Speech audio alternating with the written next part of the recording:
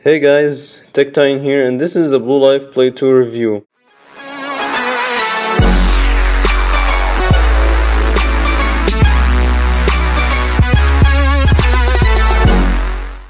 So let's start this review by talking about the design of this phone. And really, this phone is pretty simplistic in terms of design. It has a microfiber back that kind of reminds me of the Nexus 5 and how the Nexus 5 feels. And really, in the front, we have the 4.7-inch IPS display, 960 by 540. Of course, it's not the best display that you'll find in a smartphone, but you know, for $105, you can get it right now. Link will be in the description. But for $105, you really can't go wrong with this phone, and I'll talk about why you can't go wrong with this phone in a minute. But let's talk about all the ports and buttons on this phone are really located on the right hand side on the top of this phone. So on the right hand side, we have your typical power button. You have your volume rocker up and down, and on the top of the phone you have your 3.5mm headphone jack, and you also have your USB port. Really, on the back you only have the 8-megapixel camera with the LED flash and the blue logo. And of course, we have our speakers are at the bottom, and I'll talk about the speakers a bit more during this review. So on the front of the phone, we have your WVGA front-facing camera and your microphone. You also have your capacitive buttons on the bottom, and the software that this phone is running is Android 4.4.2, and we're probably going to get Lollipop soon, hopefully in the near future. But really, this phone, internally, it has a 1.3 GHz quad-core processor with 1 GB of RAM, and really does everything the way it's supposed to do.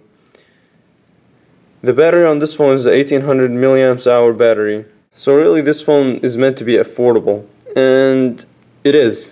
It's really affordable and works really great for this price. Running apps and powering them on, I mean, it's very smooth, really smooth. So for example, let's power on the Geometry Dash, and as you can see, pretty snappy. Nothing. You're probably gonna notice a bit of lag in the game, but you know, this is not meant to play. This is basically just an affordable option for people who are looking for affordable options, of course. And one minor, I'll talk about issues some more, but let's just jump straight to the camera and talk about the camera.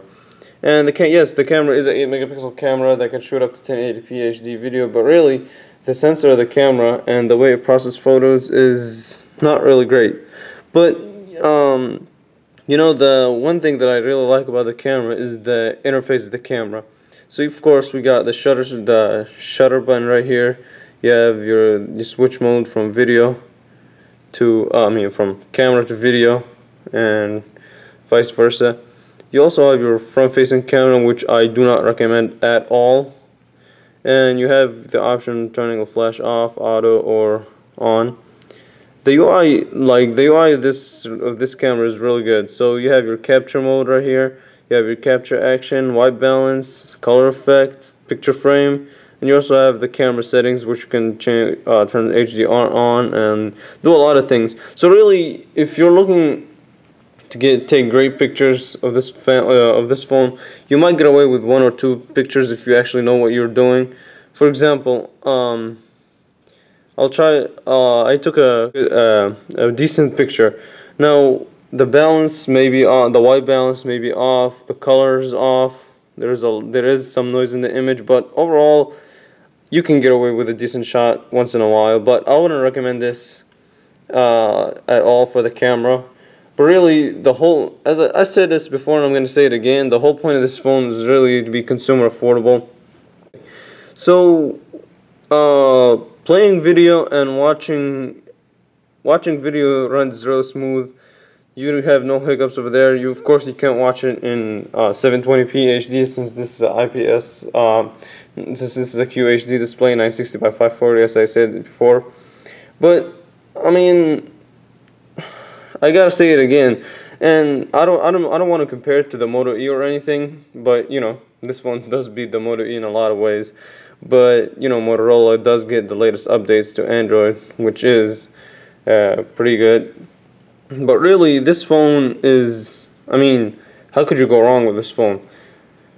There are some minor annoyances of this phone, some software and some hardware, and let's talk a bit about the hardware. So as I take off the cover over here, you can see that the speaker is just this part right here. So really making extra holes for the speaker is kind of a bit of annoying to me. I don't know why, but really the thing about, I wish that they would have just made it like there you can actually, so look, okay, let me try and explain this in a different way. You see, so really the speakers is just this big rectangle, right? And while look how big the speaker is, and look at the holes that have been made through the design, and really I wish that they would have just been wider instead of wider. I wish that they would have been wider instead of being like this design. Speaking of the speakers, let me play a video and show you how the speakers does actually perform.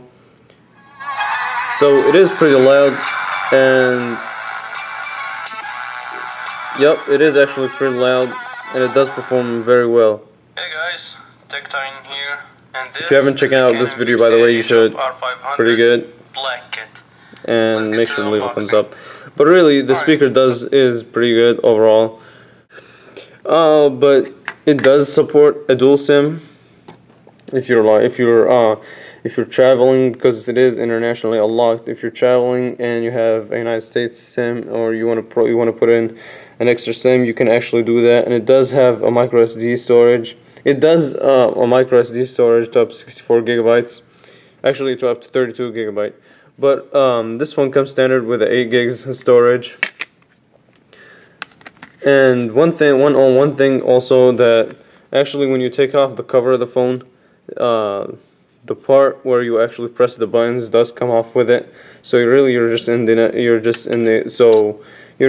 with these buttons right here, these metallic buttons, which you can actually click with your fingernail if you try. But you really don't want to lose this. Trust me, it's not going to be pretty at all. Snapping the phone is pretty easy, but okay, let's talk about two software problems. The first one is the notification bar. Actually, both of them are kind of related to the notification. It's a minor annoyance, but you know, nothing major enough for me to not buy this phone. So when you swipe down your notification, you can't really swipe it up from anywhere. You have to go all the way down to this line right here. See this line? And swipe it up, which is a bit annoying, but you know, not a big deal. Also, one of minor but major, I don't know how minor but major, is that you cannot absolutely not get an LED notification. So really, if you get a notification, the only way to find out that you got a notification is by actually checking the phone out and look if you have a notification. But really, overall, this phone is pretty solid in terms of the price, specs, and the design. You really cannot go wrong with this phone. Anyway, guys, thanks for watching. This has been TechTitan, and I'll see you guys in the next one.